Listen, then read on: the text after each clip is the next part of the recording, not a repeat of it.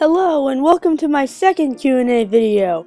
The same rules apply, so let's not waste any more time and jump right in. The first person to ask questions would be Star6Wars1. They ask, what are some of your favorite anime OSTs?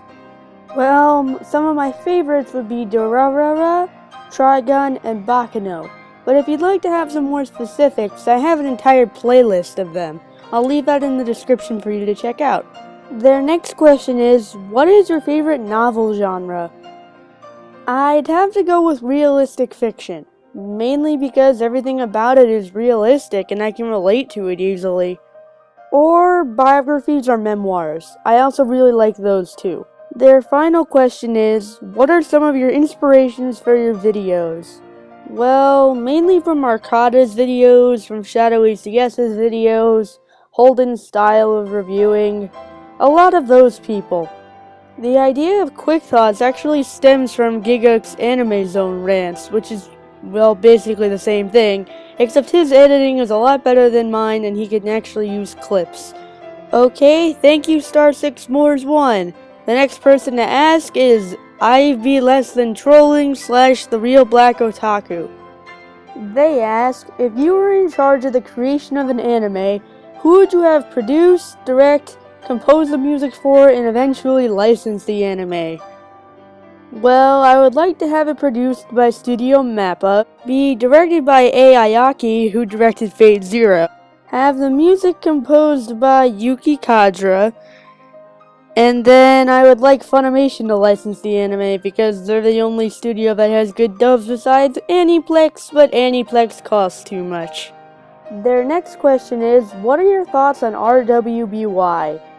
Well, if I'd seen the show, I'd probably have a better answer for you. But as of right now, I don't think it's an anime, but it does look rather interesting and I do intend on seeing it.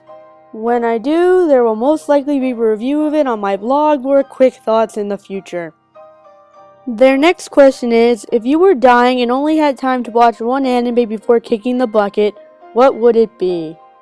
If we're talking anime I've already seen before, Fullmetal Alchemist 2003 without a doubt. But if it were an anime that I hadn't seen before, then it would probably be Kokoro no Basket. Because I've heard so many good things about that show and I really do want to watch it, but I have no time to.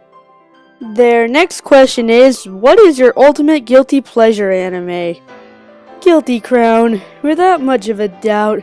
For some reason, I really like the show for its animation and its visuals, and some of the characters actually aren't even all that bad, but the writing is so illogical, the story is so terribly written, some of the characters are ungodly annoying and unrealistic, but for some reason I really like the show. I wouldn't rate it very high if I were to review it, but my personal enjoyment of this show is way too high for what it is. Their final question is, why can't you keep your profile pic the same for more than a couple of weeks? Because I am a very fickle person. And I just like multiple profile pics. Sometimes I like this character more than the other character, sometimes I want this character to represent me. Like I said, I'm a fickle person. Anyway, thank you Real Black Otaku. Next we'll be moving on to Q reviews. Is there any anime that you really like but others think is bad? I guess the best answer would be Blue Exorcist.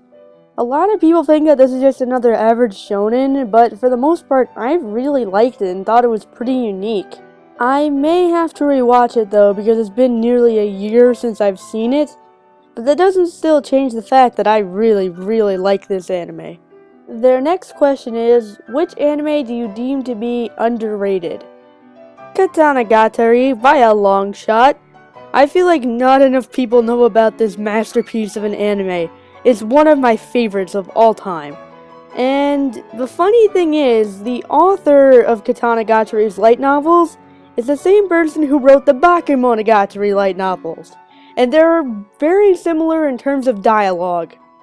And taking that into account, I'm a little bit surprised Katanagatari didn't get more time in the spotlight. Their final question is, who are your least favorite and favorite protagonists and villains? My favorite protagonist would be Edward Elric from the Fullmetal Alchemist franchise, and my least favorite protagonist would be Sakura from Codebreaker. My favorite villain would be Kira Kotomine from the Fate franchise, and my least favorite villain would be Sugo from the second half of Sword Art Online.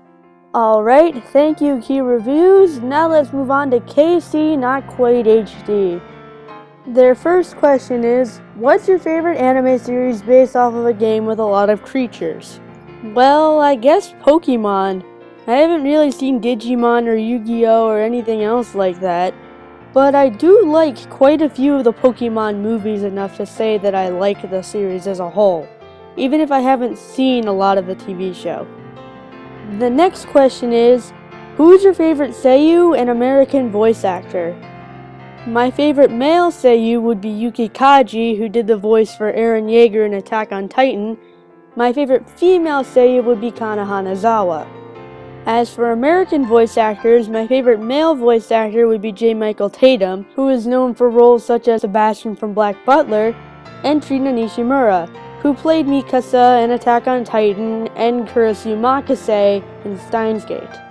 Their next question is, what's your opinion on anime reviewers such as Draconis March and the Anime Snob, who are very harsh in their critiques? I don't mind them as long as they always back up their opinions. What I don't like about them, however, is how they make you feel bad for having a different opinion. So I guess I have mixed feelings towards them, but as long as they're able to back up their own opinions, then I'm fine. Their final question is, what's your opinion on the more popular anime reviewers such as Gigguk or Holden Reviews? Well, kind of the same thing as before. If they're able to back up their own opinions, then I'm fine with them. I guess the only thing I don't like about most popular anime reviewers is that they inflate their scores. At least, in my opinion. But their scoring system might be a lot different than mine, so I don't really care as long as they're able to express their opinion well. Alright, thank you KC Not Quite HD, and now let's move on to our final person, Black Doom 900. They ask, what genre of anime do you typically avoid? Horror and ecchi. Not to say that I won't watch any anime within those genres, but for the most part, I'm not really the biggest fan. Their next question is, which anime character do you acknowledge as a good character but did not like them for whatever reason?